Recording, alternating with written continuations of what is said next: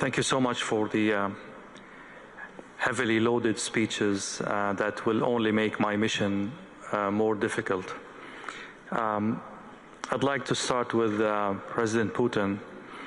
The overarching theme of this year's forum is shared values in a multipolar world. This is a very, very high, ambitious ceiling. What does Russia bring to the table in that regard?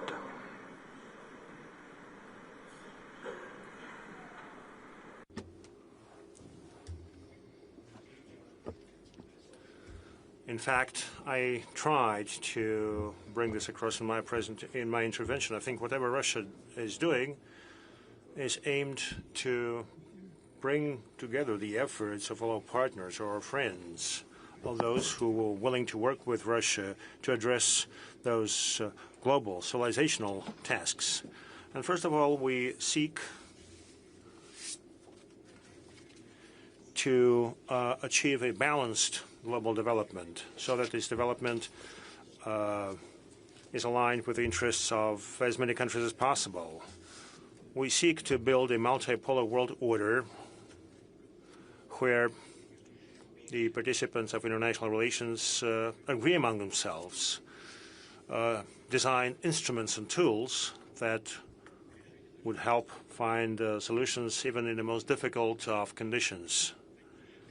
Such solutions that would benefit everybody and not just individual groupings or associations, be it military or economic blocs. I think that today's meeting, today's event, that, as is known as arranged by Russia, it aims to achieve this.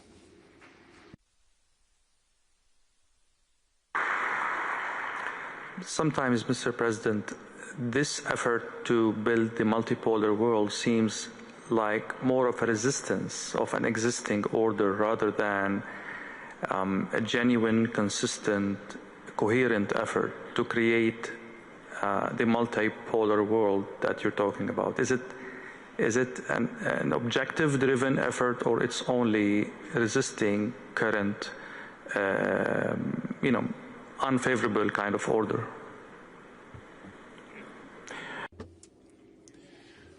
I think, and on many occasions and at different locations I mentioned this, the changes are happening irrespective of whether we help those changes or not. Those are objective trends of global development.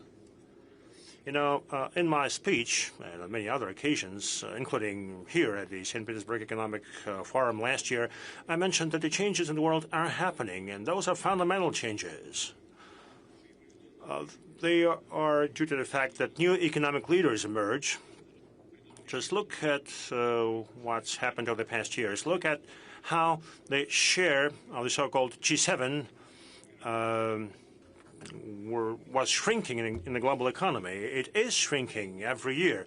And look at how the share of the countries that got together in the BRICS has been growing. Again, this is an objective process.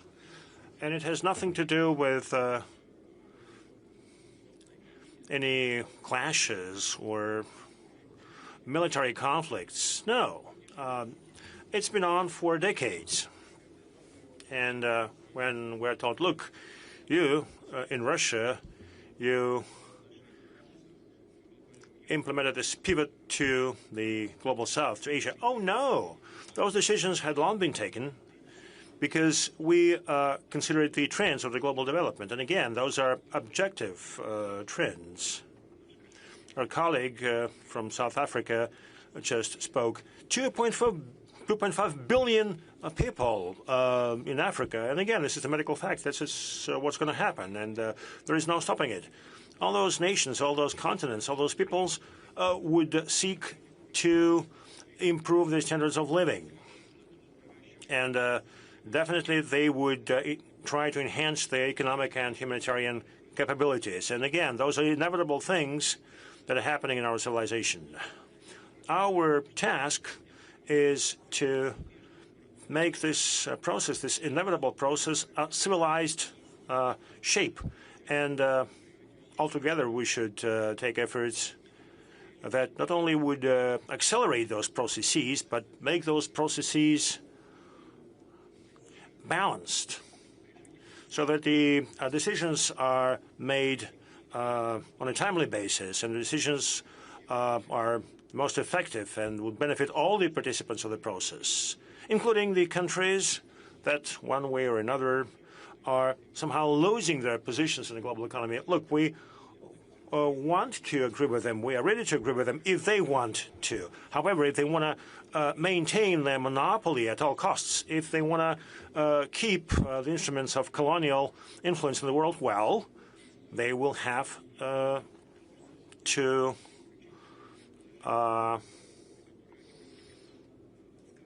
be happy with the situation they are gradually sliding to. Now, whatever we are doing at the national level, for instance, given our domestic and foreign policy, and together with our friends and partners, this is what we're doing.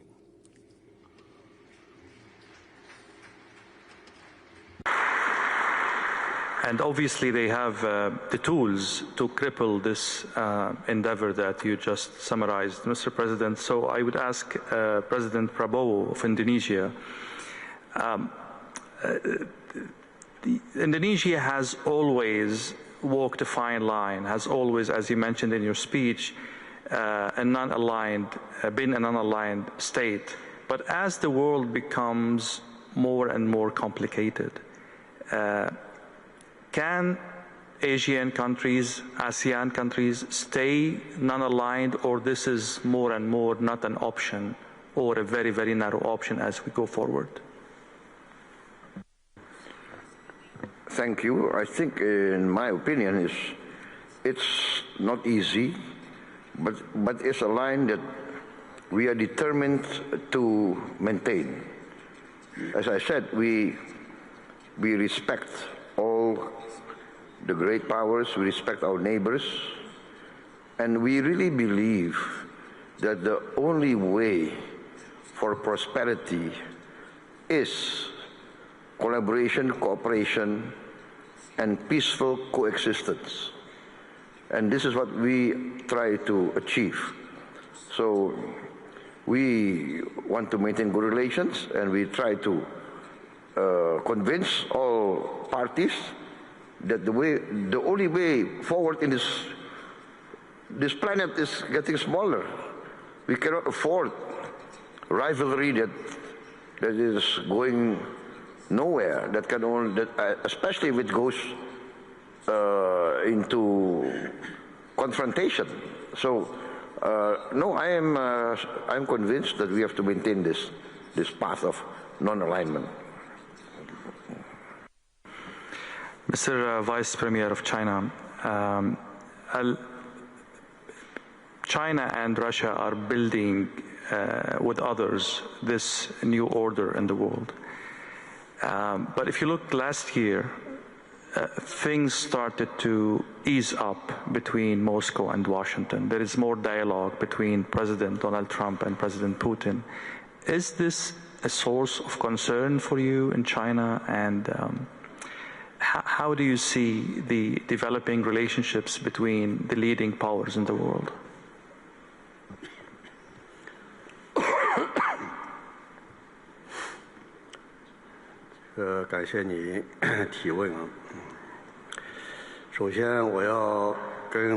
Thank you very much for your question. First of all, I would like to advise President Putin and all other participants of this forum, our friends. I want to emphasize our firm position. We welcome the warming of the relations between Russia and the United States. Russia and the United States are leading world powers and the permanent members of the UN Security Council. It would be abnormal if they had no contacts.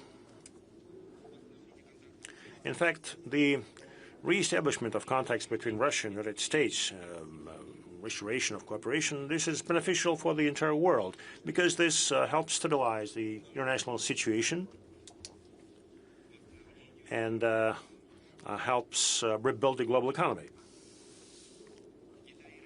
China and Russia and the relations between the two countries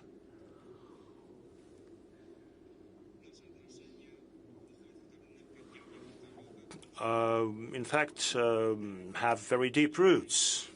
We are neighbors. We're largest neighbors, and friendly cooperation between our two countries develops successfully, and it is based on the principle of mutual benefits. And this is in line with historic logic, and it is in line with the cultural traditions of the two countries. And besides, it is in line with the strategic interests of the two countries. The friendship between Russia and China is immune to any external influence, and our friendship is not aimed against any third party.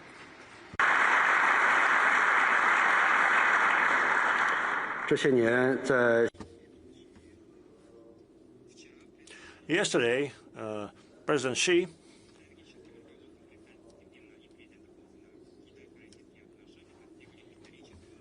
mentioned that under the leadership of President Putin and President Xi, the relations between the two countries had reached the historic high, and relations are as solid as rock, and they are impregnable.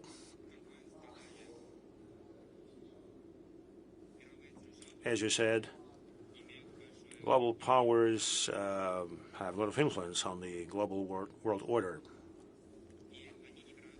And they play a most important role in upholding the world order. On many international fora, President Xi urged the global powers to behave. The way I understand it, that global powers must live up to their international commitments. They should preserve the UN-centered global order, and they should follow the principle of sovereign equality of states, irrespective of the size of those states. And they also should uphold the international justice and equality.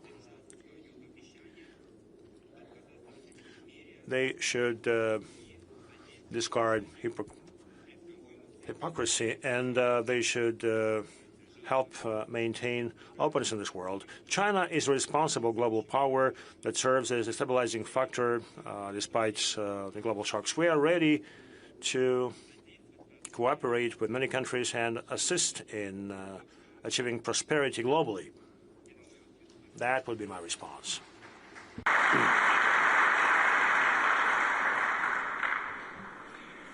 Thank you so much. Sheikh Nasser, Bahrain is a very unique country.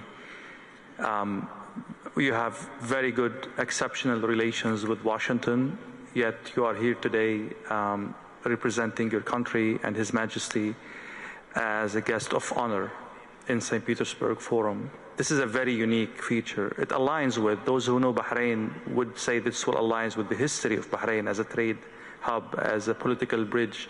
But how are you maneuvering and navigating a more and more polar world with the set of skills and experiences you have in the realm of bridging between East and West? Well, you have mentioned briefly about history, and let me take you back nearly 5,000 years ago, the job of Bahrain, where it maintained the relations between East and West. So I believe Bahrain, in its geographic position in the region and in service to the world, we have no choice but to be the arms and the bridges between the East and the West. We have no choice, rather, to follow our wise leadership, not just in Bahrain, but in the GCC in total, where we all share a new state of mind. It is what's so-called the single-issue alliance. Meaning by single-issue alliance is, I do not get my nation, we do not get our region sucked into wars. I might agree with you in 10 points, but disagree in 8 or vice versa. So we take every point into verticals and we discuss. And most important is how do we build on this relation? How do we maintain our relations? How do we seek to a better future?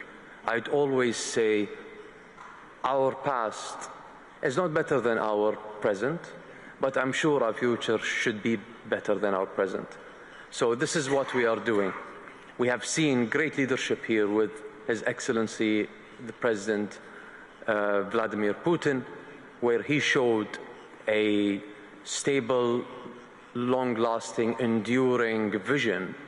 Where does he want to take his country and move forward? We do the same. We always say that.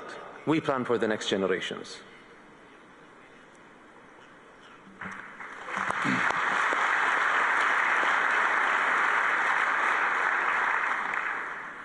Thank you, Sheikh Nasser.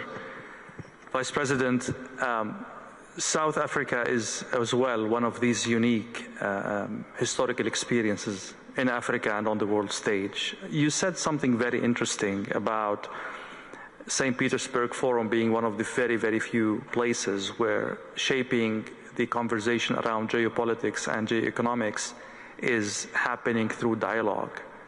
That's a very solid conclusion in today's world. I'd like you to elaborate more. What did you mean by that?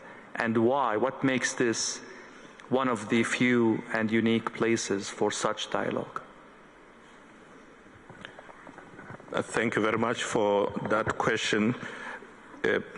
I want to start by saying I think we should thank President Putin for this great leadership, ensuring that particularly countries of the global south should have platforms to be able to collaborate, share ideas, come up with new innovative plans.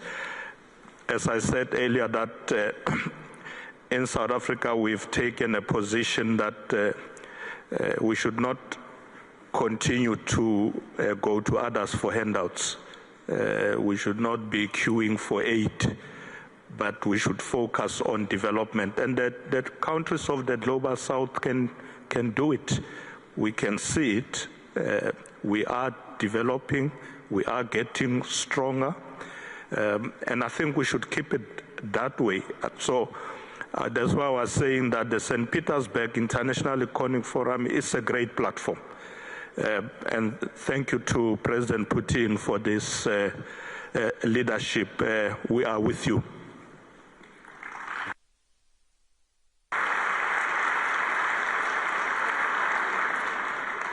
Let me bring the conversation from values to closer to the conflict areas in the world. President Putin, Israel said that the statements are normalizing the fact that a country might kill the president of another country. That's basically the conclusion of last week's statements. Yes, Ayatollah Khamenei is not head of state, but he has enough gravitas to be considered as head of state and to be protected by the articles of international law. But when we normalize the idea, no matter where you stand on Iran, when we normalize the idea of a country killing the president of another country publicly, and what kind of new rules are being set? They are obviously contradictory to the kind of values you're trying to put forward, isn't that?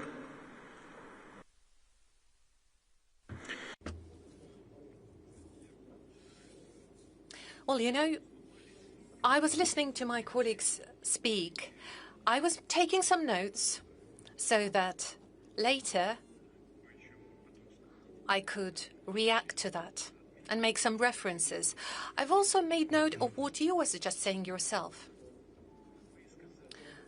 And you said the following. When we've been discussing it with my colleague from the People's Republic of China, you said the following, and I wrote it down. The Russian Federation and China shape new world order. Russia and China are not shaping the world order. We are only identifying the potential shapes of it, or the scope of it, or the general perimeter. The new world order emerges genuinely on its own. It's just like watching the sunrise. There is no way you can run away from it, or you can avoid it. And we are trying to create the conditions, or rather pave the way for this process, so that it is more balanced and so that it is in line with the interest of the global majority. And we very much hope that all of the countries would be aware of it, and after all, would come to realize, as I was saying earlier, that this particular wave of searching for a solution is better than an approach where you try to apply pressure. And in fact, this neo-colonial world order, and I do believe that it is neo-colonial in its nature, this is the world order that humanity has existed for many hundreds and even centuries of years. Would you allow, Mr. President, to go back to the question about normalizing the talk about, a country killing the president of another country, in the case of Iran and Khamenei and Israel within this conflict? I mean, it seems that those who are making the new values are not the global South, not obviously not Russia, not China. It's the Israelis. Are you comfortable with that?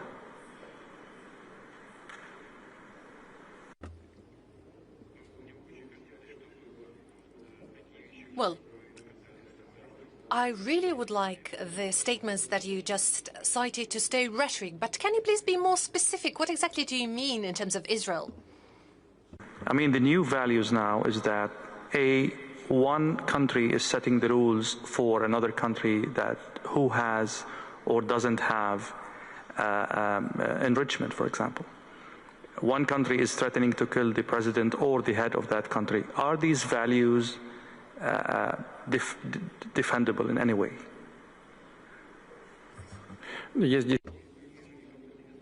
Well, first of all, I don't see anything new in this regard. It's no new to us at all. And secondly, the Russian Federation has always, and I keep emphasizing that, has always supported taking care of security and safety of each single country without damaging safety and security of any other country. That's our strong principle.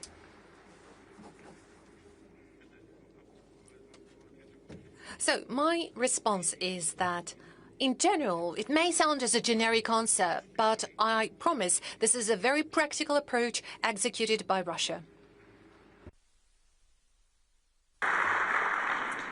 Allow me for a very direct question about the situation.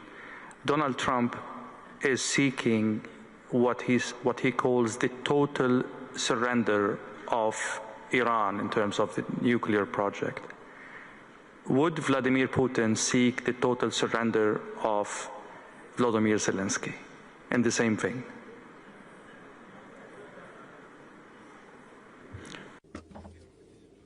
First of all, it's not the same thing. It is a very different situation. And secondly, we are not aiming for unconditional surrender by Ukraine. We insist that Ukraine recognizes realities that we have on the ground.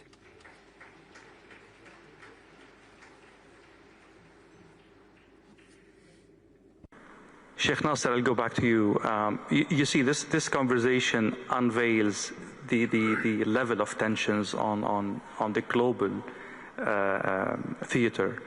I will go back to the question about how GCC countries keep moving from one success to another, and Bahrain is one of these successful countries, despite all of these turbulences, despite all of these flashpoints in your close vicinity and globally. How do you do that? And what lessons can be drawn from that by others? Let me start by saying, Alhamdulillah, for a wise leadership we have in our region.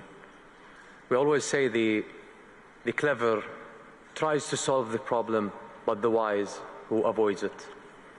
So us in the GCC, and especially in your second home in Bahrain, I love that President Putin loved that quote, and you can use it, Mr. President, no copyrights on that.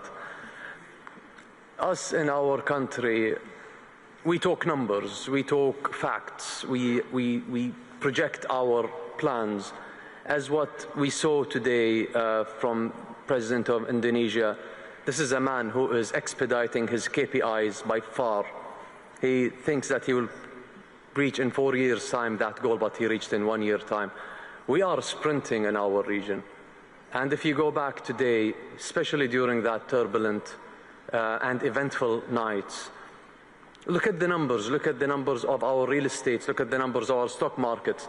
There is a lot of confidence from the people, from the investors, with our leaderships over there. Today in that beautiful city, I sat with the top chairmen and CEOs of your top companies in Russia, and we exchanged the same vision, we exchanged the same purpose and the same spirit during these conflicts. We are only looking forward. We are only looking to de-escalate. We are only looking for a peaceful world. We are only looking for a better future. And Mr. President, we in the GCC, and especially in the Kingdom of Bahrain, we live in a constant sunrise like you, but here you are literally in Saint Petersburg. Every day there is a sunrise ahead of us. I still haven't seen nighttime.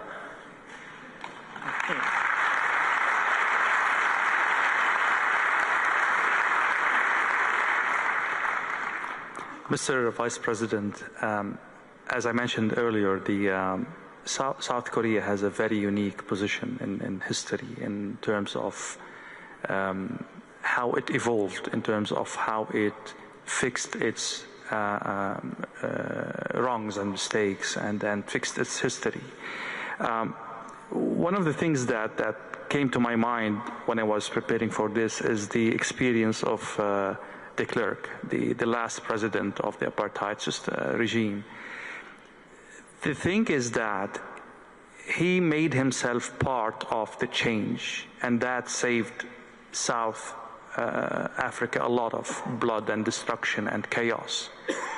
What lesson can be drawn from this history when a regime or a state or an idea hits a wall?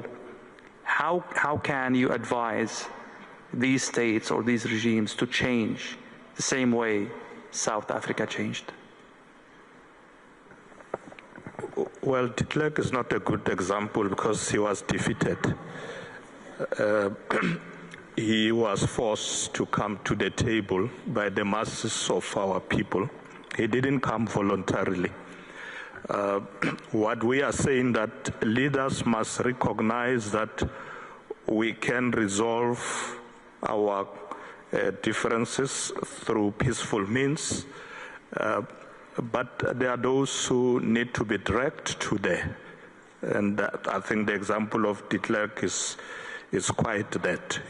He was dragged to the negotiating table by the masses of our people. And we were quite happy once he came. He had no option. He had to participate. He did try to portray himself like he's Nelson Mandela. He's not. He was dragged there by Nelson Mandela to say, we are going to negotiate peace. And we want to continue to share this example with other countries. We are quite involved now in the African continent, engaging in peaceful negotiations in the South Sudan, in the DRC and other places.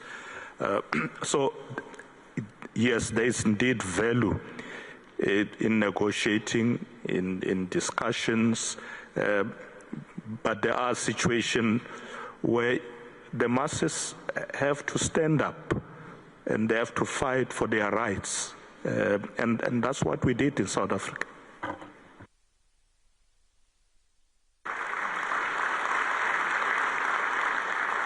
Mr. President, you were shaking your head when we were exchanging this question. What are your thoughts on, bringing adversaries to the table? Does it require, is defeat a prerequisite for dialogue, or we can, bypass this phase and go to dialogue? And there are so many crises in the world that cannot afford a victorious Well, I have to say here that Nelson Mandela is one of my greatest icons, my greatest hero. I think it's an inspiration. He was put in prison for many years. He was sentenced to death, threatened to be sentenced to death, accused of many things. And his famous statement was that he was willing to give his life for the principle of freedom. But the greatness of Nelson Mandela, when he got out of prison, he worked for reconciliation with his former enemies. So this is the greatness of Nelson Mandela, and this I try also to carry out in my domestic politics. I reconciled with many of my former opponents. For instance, we had a very long rebellion, separatist rebellion in Aceh, very long. I think more than nearly 30 years. But can you imagine that the former commander of the Aceh Liberation Army, fighting against us for 25 years more, now he joined my party. He's in my political party. And he's now governor of Aceh, and I'm president of Indonesia. This shows that former enemies can come together. And I think this is the lesson of Nelson Mandela. I want to say I was a former soldier. And as a former soldier, I really know the value of peace and reconciliation. As a former soldier, I always try, now, even before, I always try to negotiate. Negotiate. Better to talk than to kill each other. This is my position. Always talk, always negotiate.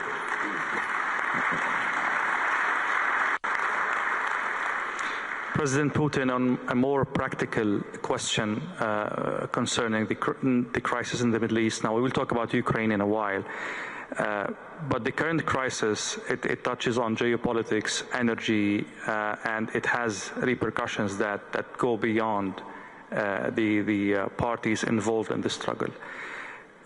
Is it a test for how the South can play a role in, mending defenses between both countries, in putting some good imagination around the solution, architecting a solution that can be acceptable by two parties that are fighting, head to head? Is this a test for what you are proposing and trying to create as political weight for the South?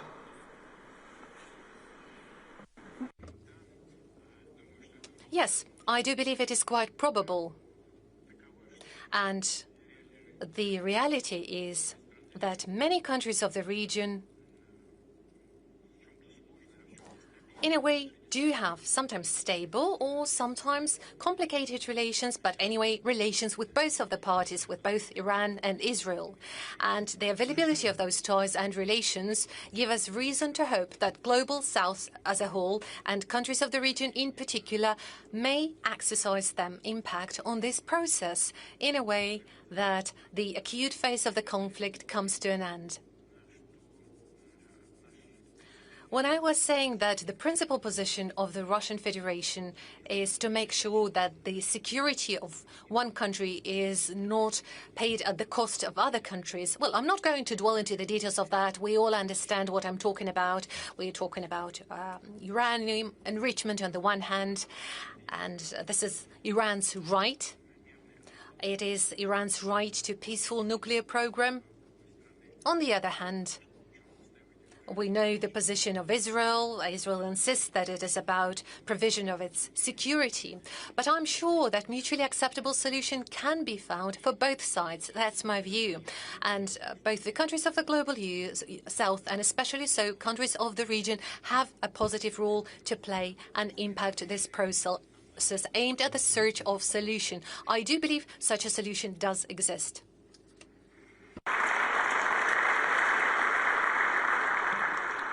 Actually, today, the Russian ambassador at the UN said that the only way forward is a political solution for the nuclear file between Iran and the Israelis.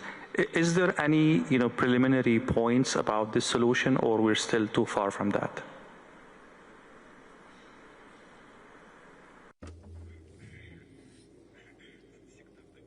Well, in such situations, I would say it's always better not to rush in order not to harm the process.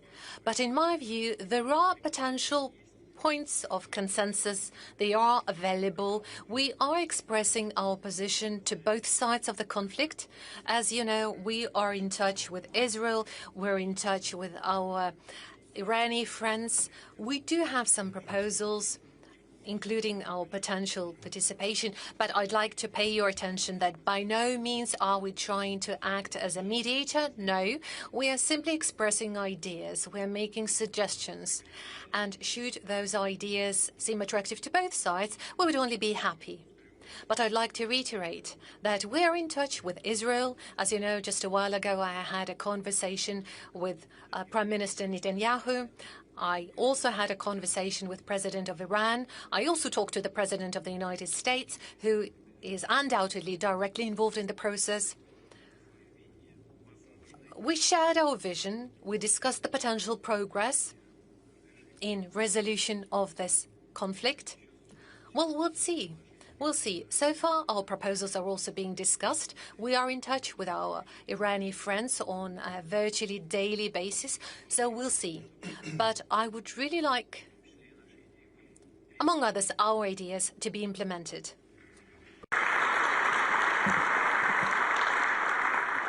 Sheikh Nasser, during the King's visit to Moscow, he explicitly talked about the role of Russia in maintaining peace in the Middle East. It was an initiative His Majesty put forward during the Arab Summit in Bahrain, in Manama. And he was very particular about the role of Russia in achieving that peace as a pivotal role. What role do you think Russia can play now in the current crisis? Yes, you were right. During our previous visit, and after the Arab Summit that was conducted in the Kingdom of Bahrain, we have called out for World Peace Forum to end and to reach to a solution with every conflict. His Majesty is a leader of peace. He drives his country towards peace and ending conflicts, and so as President Putin. As you have heard from the President just now, that he continues talking, no mediation. I believe that mediation will always confuse the situation, but any suggestion, any words of wisdom these days are mostly needed. Avoiding de-escalation, I think, is the key words of today. Thank you, Sheikh Nasser. I'll go back to President Putin about Ukraine. How is the war in Ukraine reflective of the values that Saint Petersburg Forum is trying to put forward, to defend, to underscore?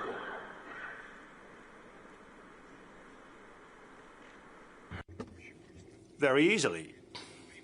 directly, in fact, there is a direct relation to what I've been talking about.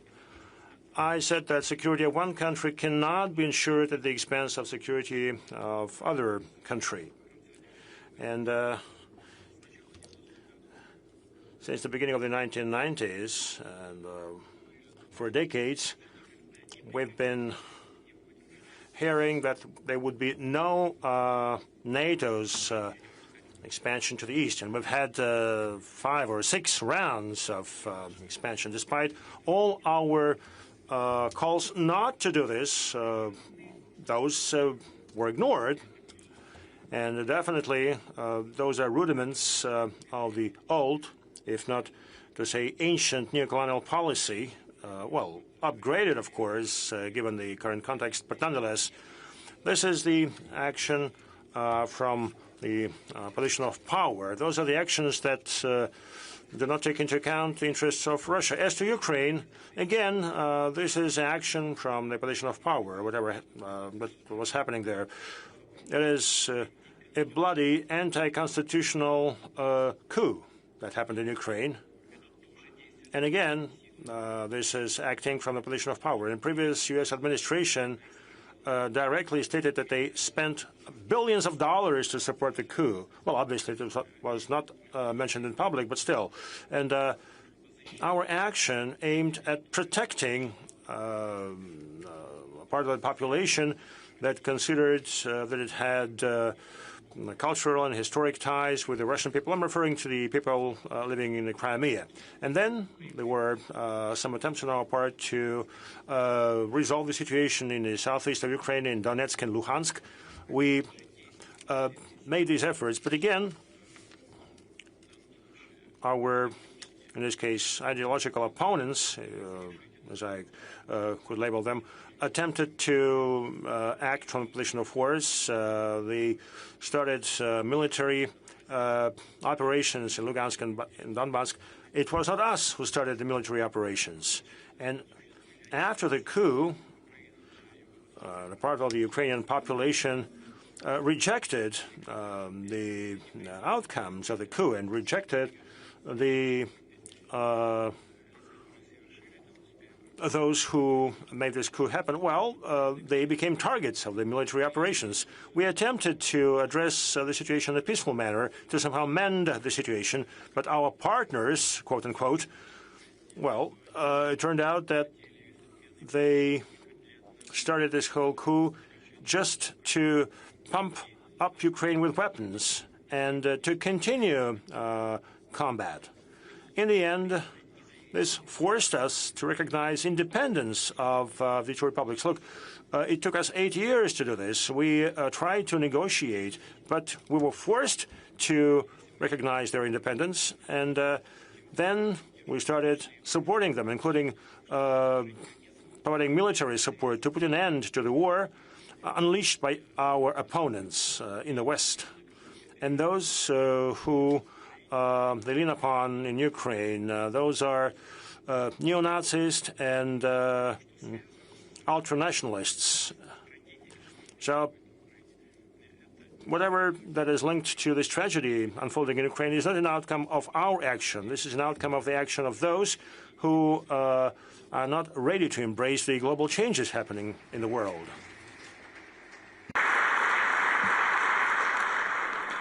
Mr. President, I'm in no position to challenge the narrative you put forward. Let's say this is the baseline of what the reality is. Let's assume this is a reality. Your army is advancing beyond the 4 areas that are considered Russian by Moscow. So what's your end game?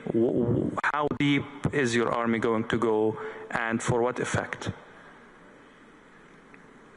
You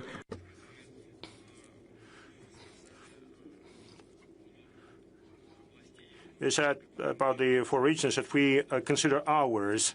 Well, on many occasions I did mention that Russian and Ukrainian peoples are the same people, and in this sense, the entire Ukraine is ours.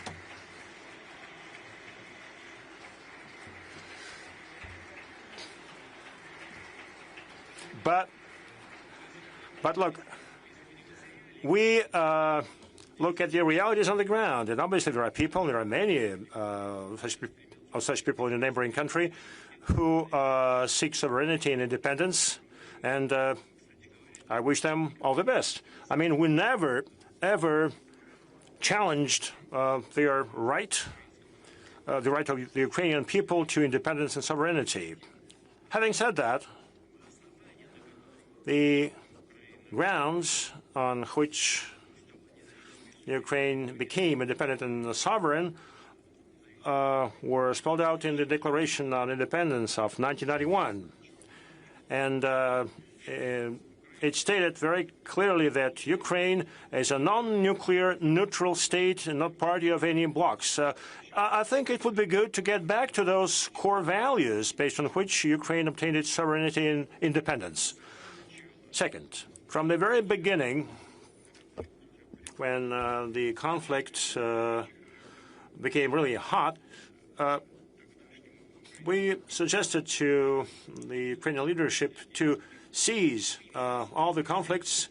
We suggested that we withdraw our troops from the territories, and they withdraw their troops from the territories where people are not ready to embrace the new regime and they want to live independently or become part of the Russian Federation. They said no.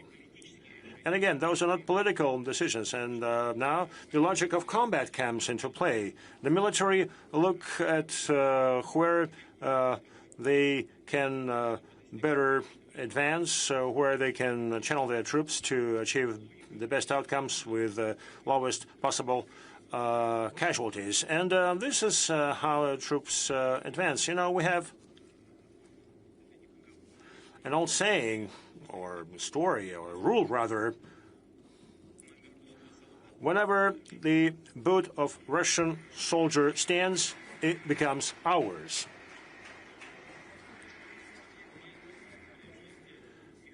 Look,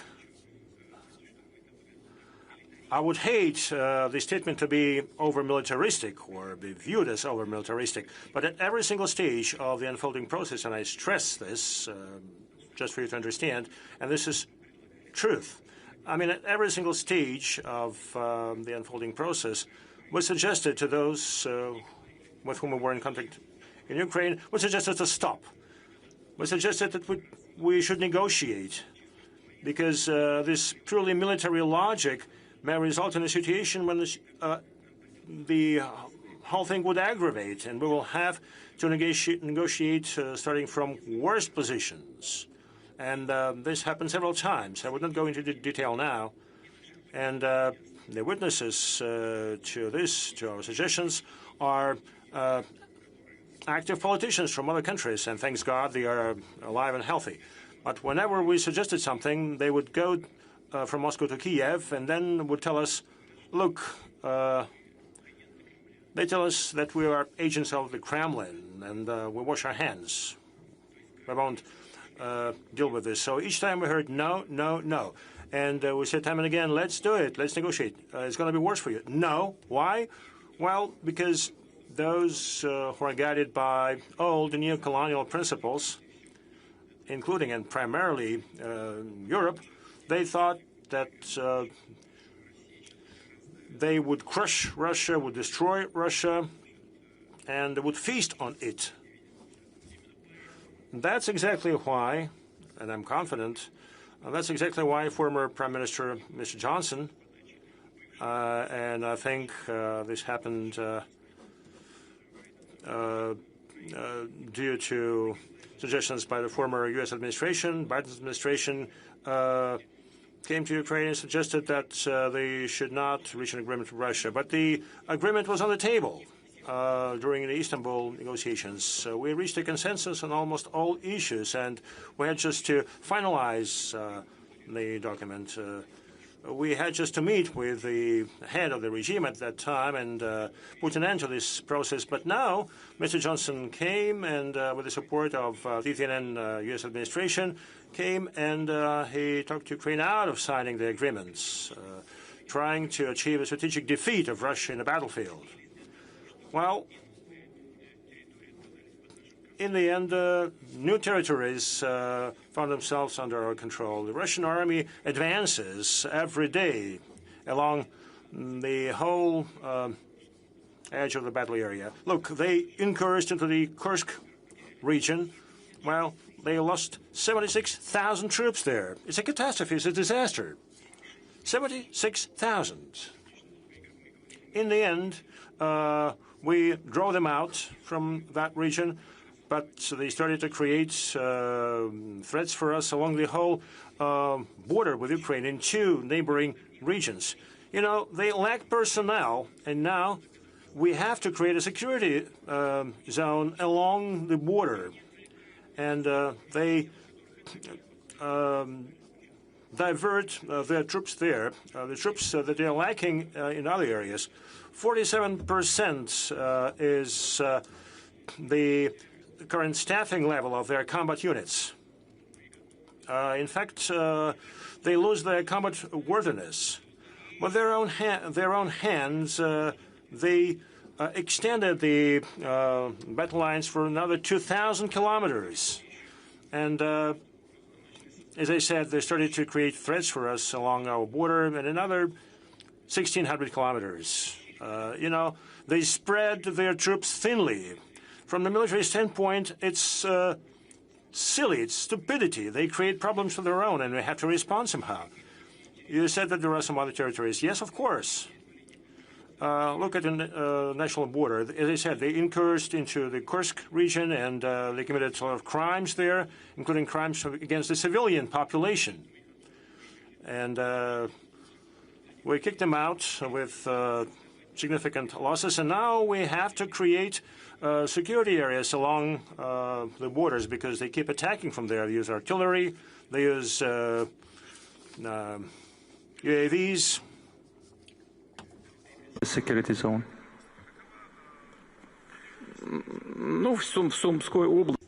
In the Sumy region, it's about 10 to 12 kilometers. In some places, it's 8 to 10 kilometers. And then there's the city of Sumy, the regional center.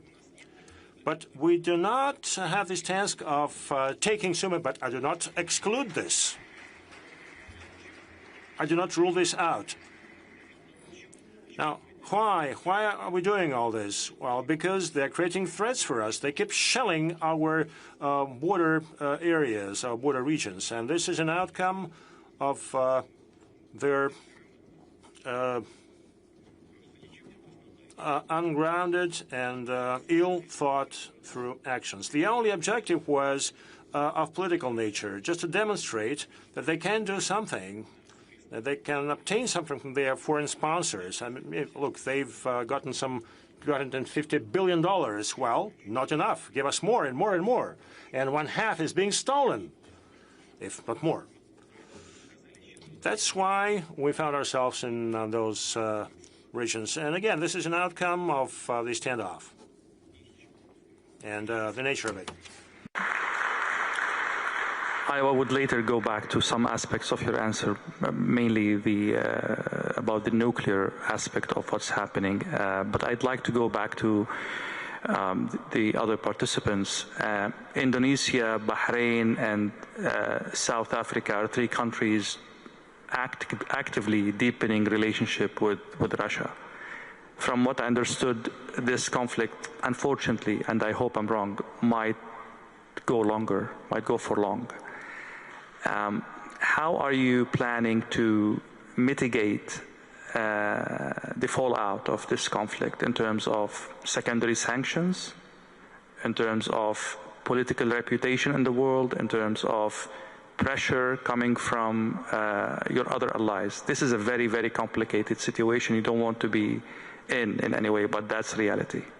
I will start with you, Mr. President.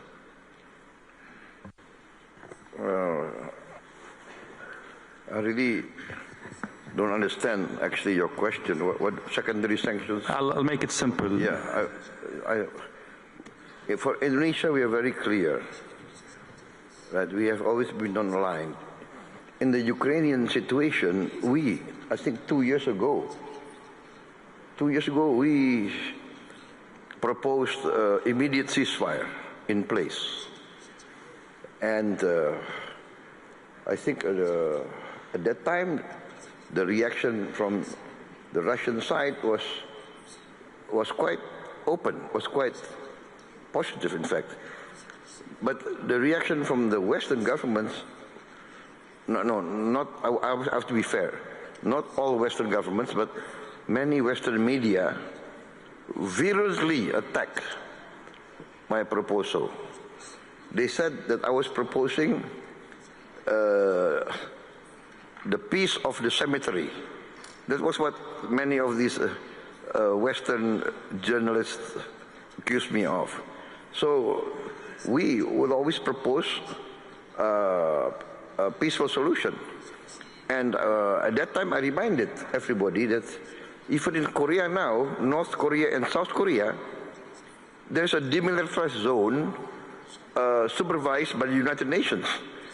The war in Korea is officially not yet over, but there's a peaceful condition.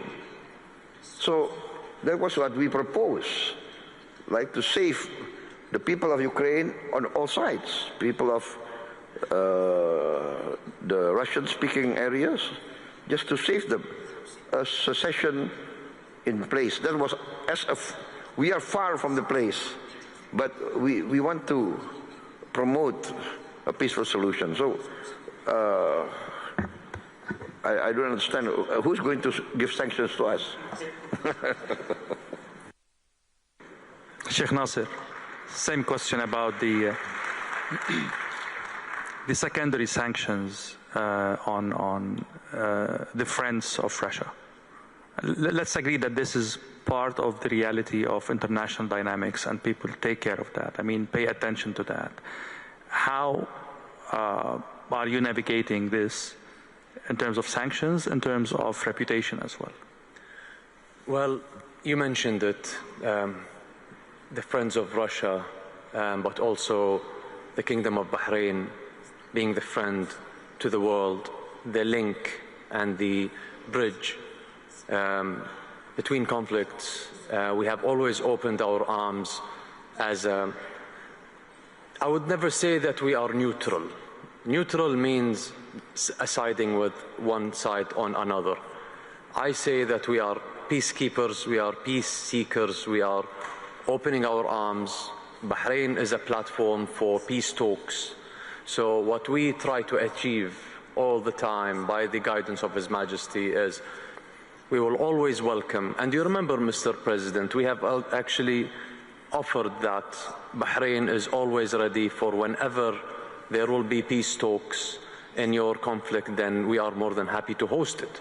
So if we can achieve that, then definitely we are benefiting something that we secure the world's interest. Because at the end of the day, with these conflicts and what's happening from left, right, and center, I don't see any benefit out of it. I don't see one side loser and one side is the winner.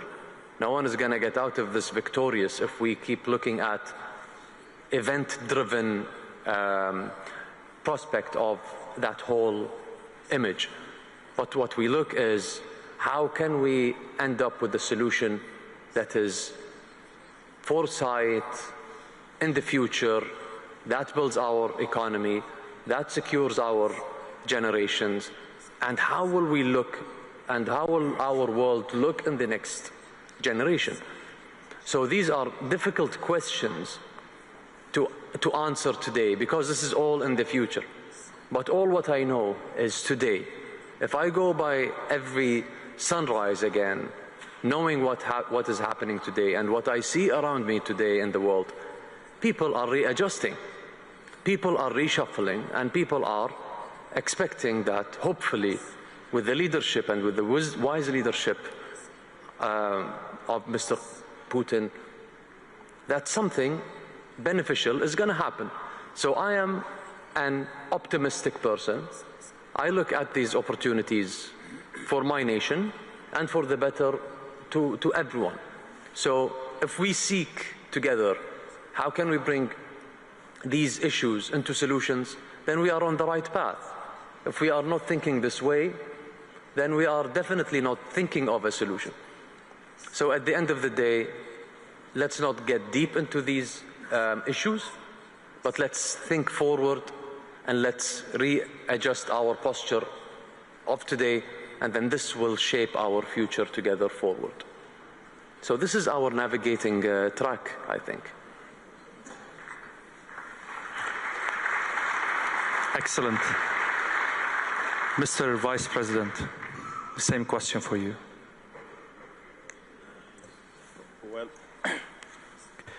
Well, we are already facing tariffs as we speak. So if we're going to face secondary sanctions, it's something that we have to deal with. I did say earlier that the road to multipolarity is not going to be easy. All the things we want to do to ensure equality in the world not being dictated upon, those things are not going to come easy. But it's always important that in time of difficulty, friends must stay together so that we face the challenges together.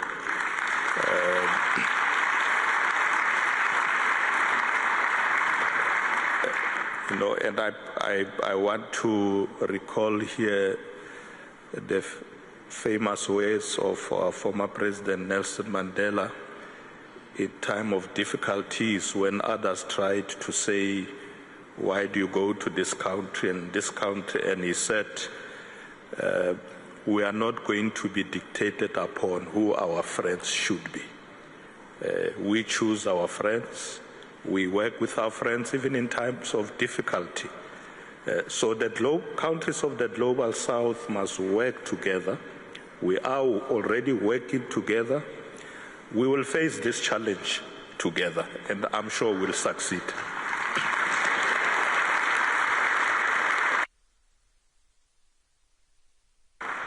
Mr. Putin, your satisfaction with the answers cannot be hidden in any way. Any comments?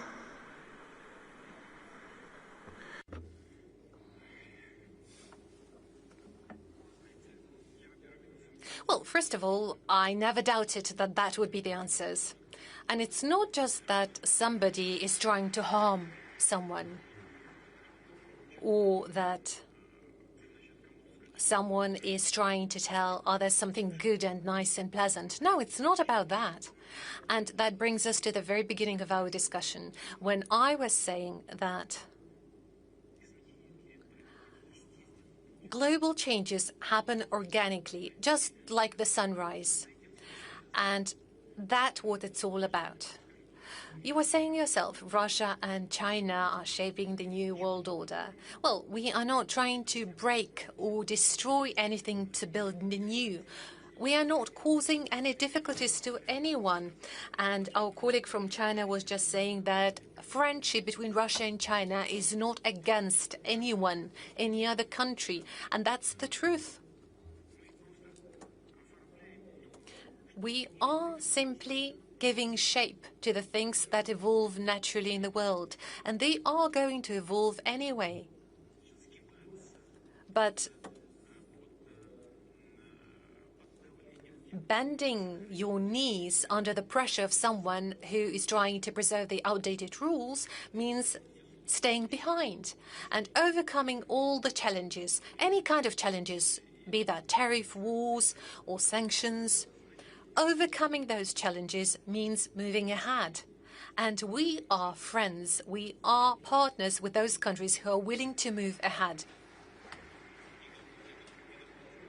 And those who are ready for it, those who are ready to accept this challenge.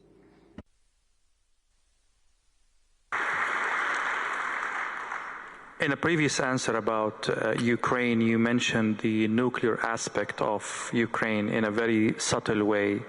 To be honest, I've read some reports, most of them are in Russian media, that there is an assumption that Ukraine might opt for using a dirty bomb against Russia. Do you take these reports seriously? Do you have intelligence that support this kind of probability?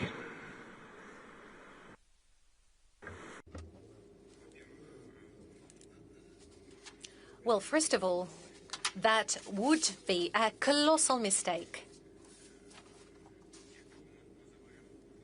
from the side of those who we call neo-Nazis operating on the territory of modern-day Ukraine. And potentially that could be their last mistake, because the nuclear doctrine of the Russian Federation, both the common sense and the practice of our actions, always shows that we always respond and react to any threats that are posed to us in the spirit of reciprocity. We always react, always in the spirit of reciprocity. So our response would be extremely harsh and most probably catastrophic in nature, both to the neo-Nazi regime and, unfortunately, to Ukraine itself. I genuinely hope that it will never happen.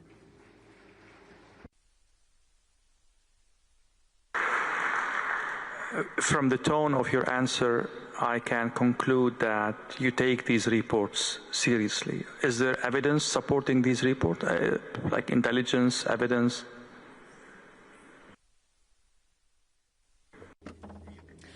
No. Thank God we do not have any evidence of such intentions. But we proceed from an idea that in some crazy imagination of some crazy person, that kind of ideas may emerge. And I guess I have provided an exhaustive answer regarding our potential response in this case. You absolutely did. We were talking about friendship a while ago, and the friends of Russia in this panel. I will start from South Africa, and then Bahrain, and then Indonesia, and if China would love to comment on that, the floor is open.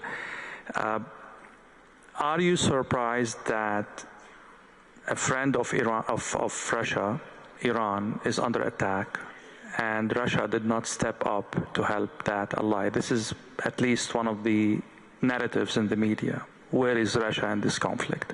As friends, are you surprised? Well, President Putin has already indicated that he has been in discussions with Israel, also in discussion with Iran on these matters, offered solutions. We think that's the correct way to do it. So we're not surprised. In fact, we support that approach that he is taking.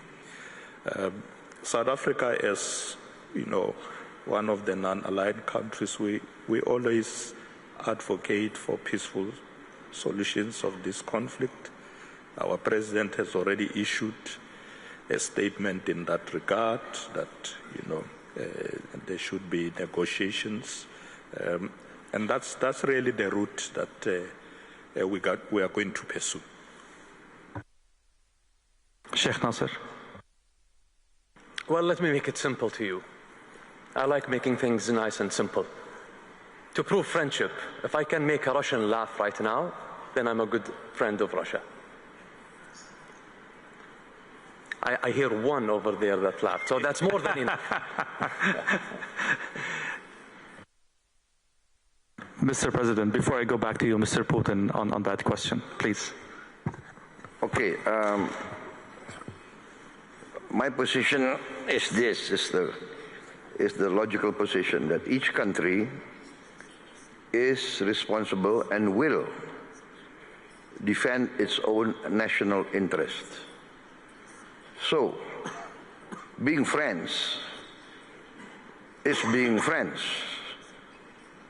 trying to cooperate, trying to help each other. But being friends does not mean that every country must give their national interest to another country's national interest. So it will be the decision of every country to defend and protect its national interest. That is my position. President Putin, you're taking some notes on that, and I would add one aspect, if you allow me. Well, I'm taking notes of everything. We record everything. Don't worry about that. Don't even doubt it. I can assure you that every single step taken is well taken note of. Am I in trouble?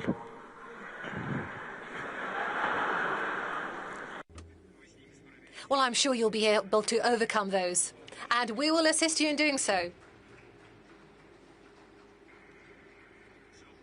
In Western media, there are reports saying the following, and I leave the opportunity for you to comment on that.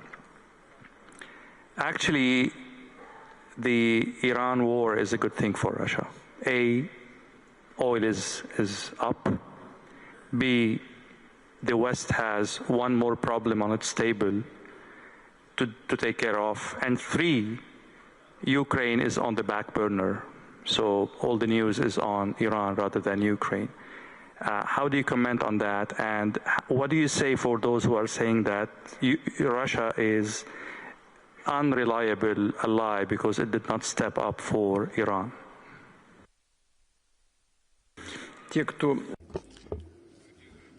Those who promote such narrative about Russia not being a reliable ally are provocateurs. They provoke the situation, and this won't help them. They won't reach their goals. Every conflict is alike any other conflict just on the surface.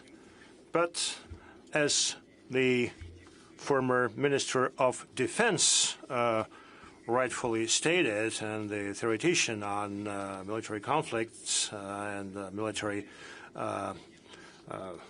operations, my distinguished colleague, President of Indonesia. By the way, we published his book in Russian on military art. You know, every single country has its own responsibility for what's happening with it. Now, about Russia being reliable or non-reliable as an ally. We've heard that we are supposed to show some solidarity, and this is very true. But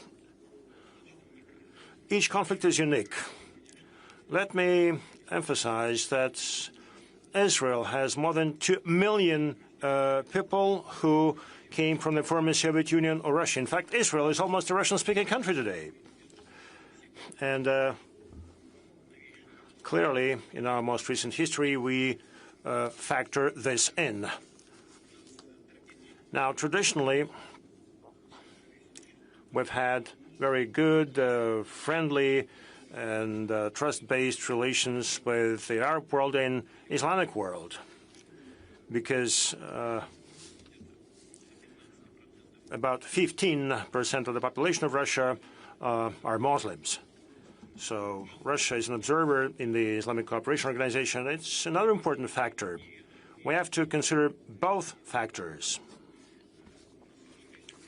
Now, we have established some friendly relations with Iran.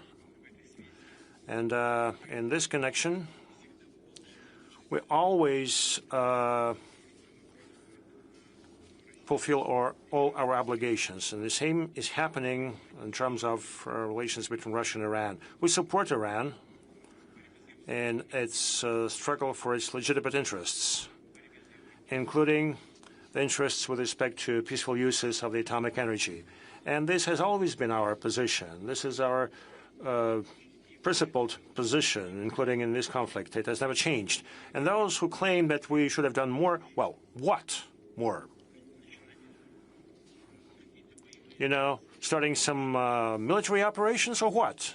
I mean, we already engage in military operations against those who we consider to be opponents of the ideas and concepts we promote.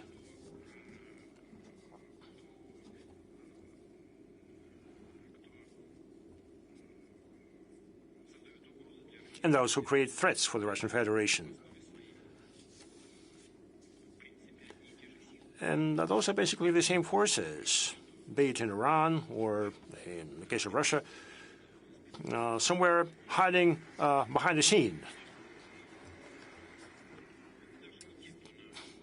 You know, these are not those who engage in actual combat, but we have some obligations, and we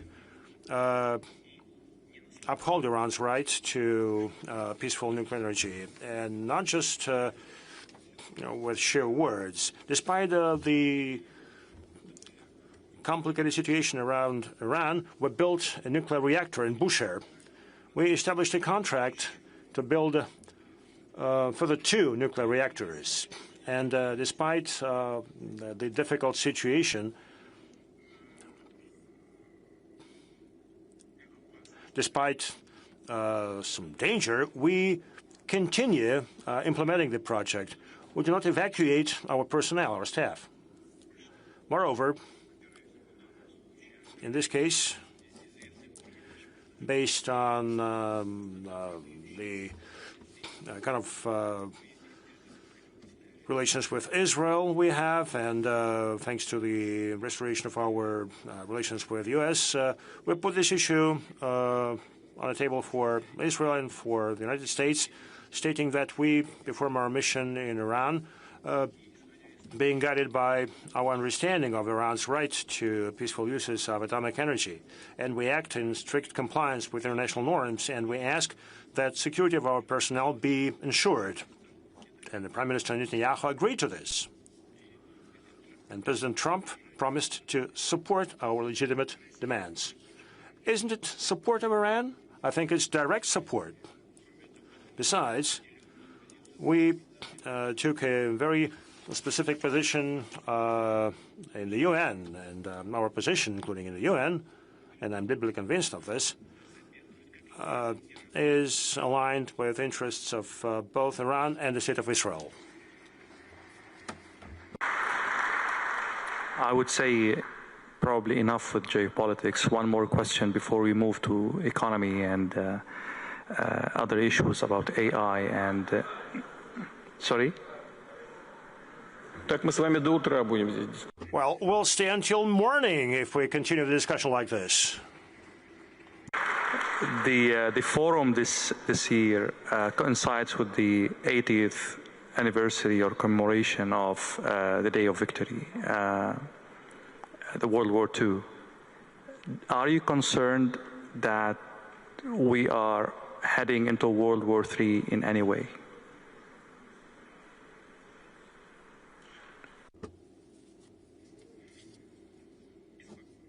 It does concern me, and there is no irony about it. This is no joking. A lot of conflict potential is out there, and it's growing. Right next to our borders, there is one conflict that directly affects us. I'm referring to the conflict in Ukraine. Now, see what's happening in the Middle East. And clearly, we're very much concerned with what's happening around nuclear facilities of Iran. We're very much concerned with the possible implications and outcomes. And definitely, this requires not only very much attention on our part, but also we need to seek solutions to those situations and peaceful solutions along all these lines. And again, I'm very candid here, and that's why we're here, by the way. Vice Premier, back to you. We'll talk more about economic endeavors now. It concerns you more than anything else, as we agreed before this panel. Sanctions are not only in the realm of politics or military, or it's some countries are even militarizing education, militarizing technology, innovation research. And this is a big worry for China, or this is a challenge that China takes very seriously. How are you mitigating that through the relationship with Russia and in the realm of your own sovereignty and your own decisions with other allies, I mean?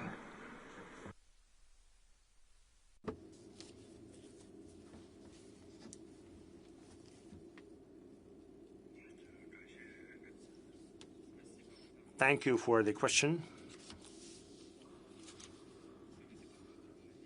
Let's look at the world around us. Science, technology, education. These areas are crucial for the progress of humanity. Their importance is unprecedented, and let's give it some thought. I mean, this entire progress would not have been possible without cooperation among different nations and countries, without learning from each other. Therefore, education, science and technology are indeed irreplaceable factors for future development of humankind. As you've suggested, some 7 to 8 years ago, we saw some attempts of the countries to use power to dictate the interests. In fact, they even started to put barriers to intergovernmental cooperation in science and technology. This is a regress from historic standpoint, and it harms sustainable development of humankind. Obviously, it's reassuring that China and Russia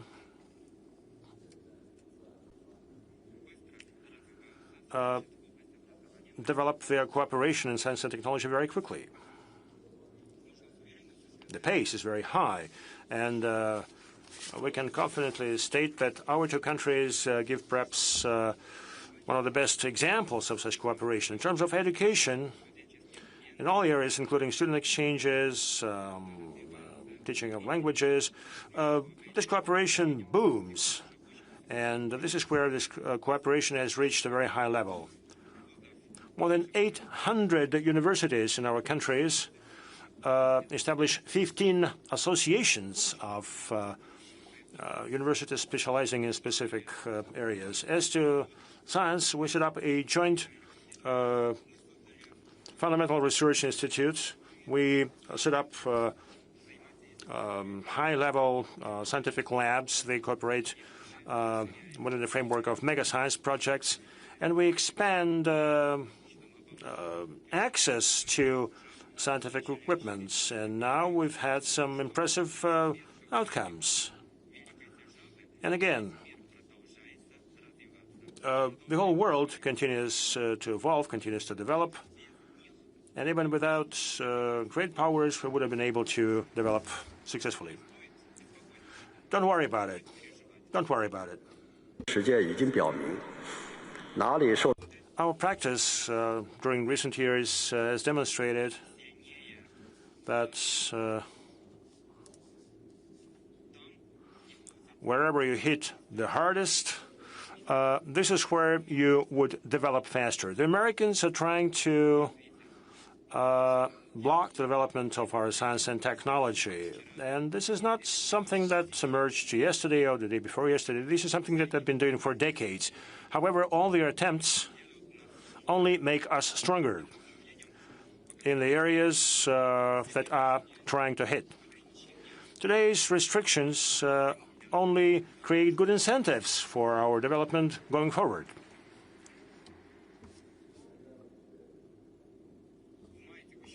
In May of 2025, President Xi and President Putin had a very useful and effective meeting. They charted out some new plans for future cooperation in science and technology.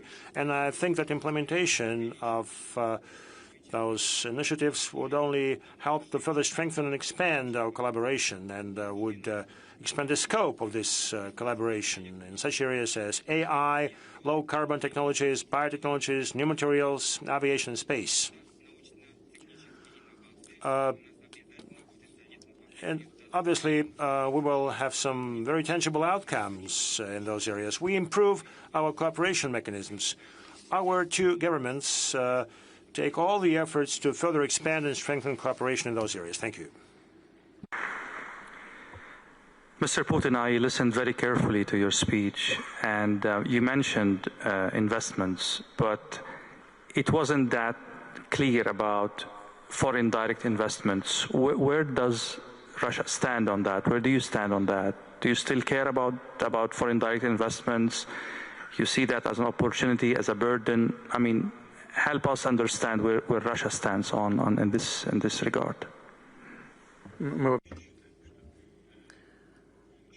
We absolutely believe that private investment is exactly what we need. And I guess without private investment, Russian economy would hardly be able to successfully develop. And that is fully applicable to foreign direct investment as well. And there was a whole number of investors who've been doing business here in Russia for a very long while. Well, we never forced them to leave. We were not pushing them away. We were not evacuating them. Many of them decided to leave on their own with major losses. But our attitude in this regard remains unchanged. Yes, investment potential of our economic operators is fairly large, but undoubtedly, we very much welcome any kind of foreign direct investment. I would say major capital investment of the first quarter of this year amounts to 8.7%. And I know what was happening on the platform of this forum during those days. I know there was a whole number of discussions during various sessions where well-known problems were discussed, certain tension caused by the high policy rate, and risks that those investments level will not stay until the end of the year. But nonetheless, the Central Bank of Russia proceeds from an idea that lending to the real sector of the economy would stay at the level of 10 to 11%.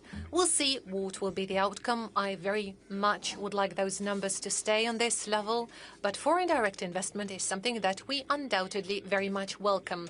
It's not that we just welcome it, but we are also going to create every possible term to make this environment favorable and comfortable for our partners. Here in the room, we have our friend from the Kingdom of Bahrain. And if we are to look at what Russian Foreign Direct Investment Fund is doing, they already have an agreement to make some early steps in this direction. They're not too big, just 15 billion rubles. Those are the first projects of the kind. But we are also working very closely with the United Arab Emirates. That's work done by RDIF and the sovereign wealth funds of Saudi Arabia, of United Arab Emirates. Our partners and our friends have taken this decision a while ago, several years ago actually. They choose to trust their Russian partners, and automatically, and I'd like to emphasize that, they automatically co-invest into those projects that Russian Direct Investment Fund chooses to invest. They automatically invest 10%. They co-invest with us. This is a token of great trust, and we value it very much. And then they keep raising their share of investment. Well, feel free to talk to Mr. Dmitriev, who would be able to name the exact numbers, but we're talking about many billions of US dollars. Obviously, there are other sources of investment and tools for investment available. There are virtually no limitations to the particular areas where the investor may choose to put their capital in. And this is one of the key areas that I believe we should focus on in cooperation. Having said that, there are two trends that I realized talking to Russian businessmen, either here or back in my country, UAE. There is kind of rejection of buyback. You know, when the war happened, there was some foreign investments that were bought by Russians, and now these might want to buy back their investments. Russia seems to be blocking that because new Russian entrepreneurs bought and invested these operations. The second trend that I realized is that people are a little bit worried about nationalization. There are some nationalization efforts taking place within Russia. I read about one of the airports being bought back or even taken by force of court from the Russian owners. So how do you see these two trends impacting the rebound of the Russian economy?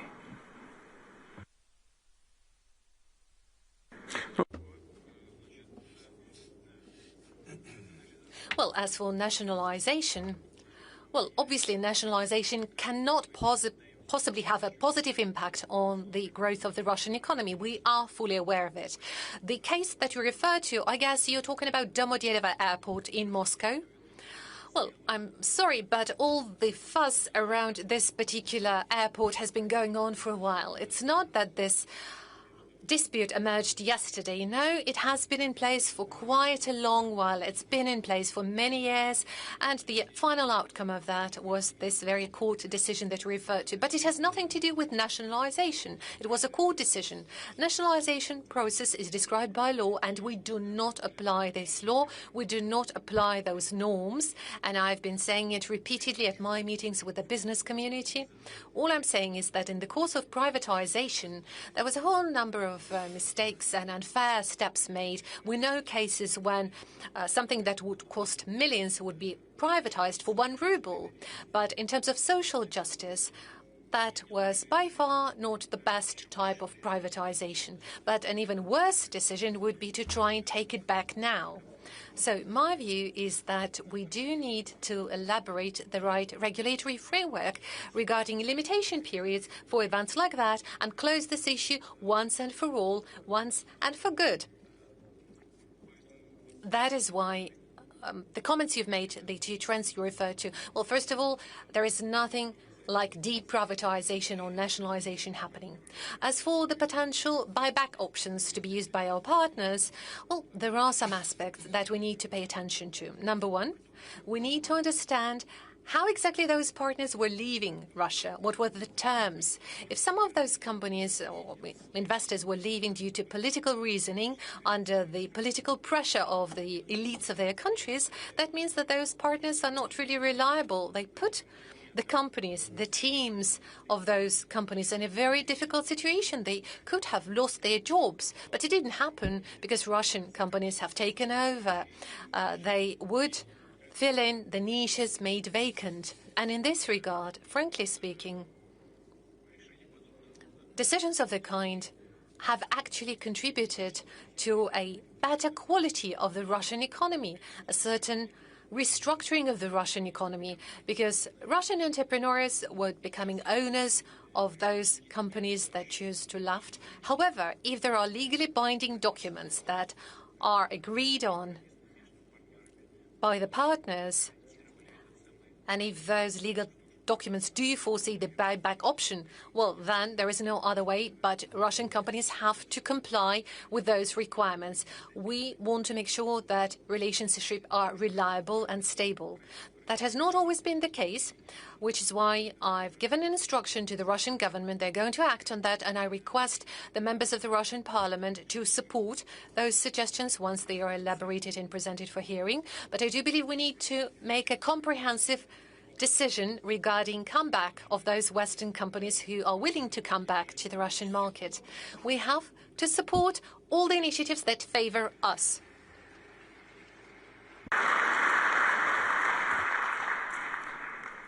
Mr. President, how your country is, let's say, taking advantage of the current economic situation in Russia, like, you know, people left, businesses are left back. There are opportunities in the market now for a country like Indonesia. How are you leveraging the situation? As I mentioned that I have had good relations with Russian business entities, business groups, but mostly, I have to be very frank, they were interested and they are interested in coming into Indonesia. And because I think we have a lot of sectors that are still very, let us say, at the ground level, a lot of way to grow. And so basically it's mostly Russian groups that want to come to Indonesia. But before, our groups have joint ventures with Russian groups in commodities trading, oil and gas. So, and now we open our markets for Russian agricultural products. So, I think it's not that we're going to take advantage, but we are going to look for all opportunities. Yeah. Because we have also been given a very heavy dose of tariffs from, everybody knows, right, from the American market. Yeah? So we are forced now to look for new markets, Africa, Latin America, Eurasia. We are just concluded. We are in the process of concluding a free trade agreement with the Eurasian Union. So European Union, of course. So it's a matter of, for us, it's a matter of diversity. But yes, we are confident. We have our strengths, we have our ability, and our relations also with China is very good and very strong. So it's not that we are optimistic, to say the least. Thank you.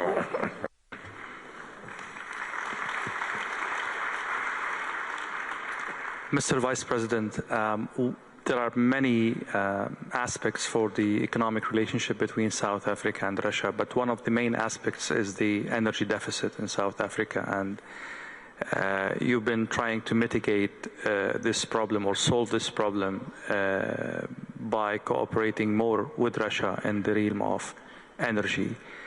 So far, this hasn't been fruitful as much as you would want to, or as much as Russia is capable of helping. How do you assess this? Yeah, thank you for the question. Firstly, let me say that I have already had good meetings, both with the Prime Minister and the President, and we've agreed that we need to increase trade between our two countries. Currently, trade between South Africa and Russia is it's estimated at about 1.3 billion US dollars. We think it's quite low, so we want to triple that number in the next 4 or 5 years.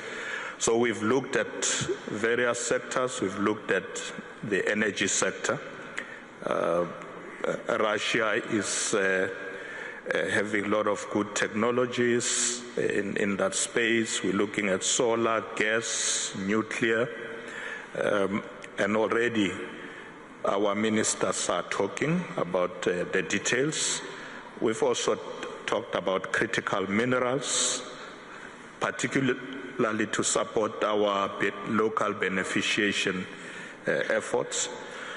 We also looked at agriculture. We are exporting citrus fruits to Russia. We are exporting wines. But we need to increase the volumes. We have what we call South Africa-Russia Business Council. They are also making deals on what to import from Russia. One of the business people was telling me yesterday he has just signed a deal to import Russian vodka to South Africa and obviously to the African continent. So the work has started. We all agree that we need to do more. We need to increase trade between our two countries. All what we have to do as well is to also cut the red tape.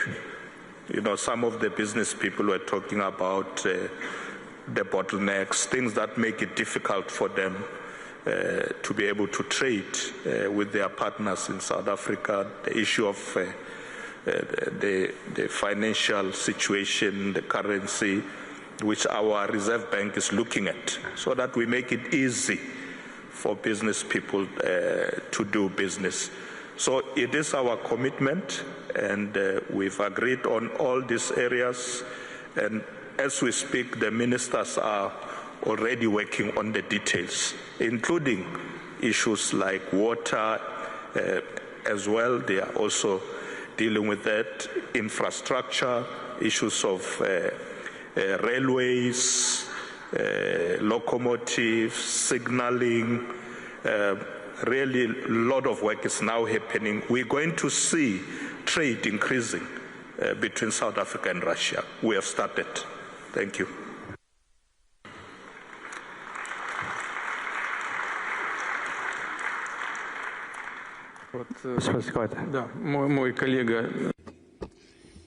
A colleague of mine from South Africa said that imports of Russian vodka are about to happen to South Africa. Well, you know what? It's a most important and proper step. Why? If you have some vodka, you've got to chase it down with something. And obviously, meat supplies will follow.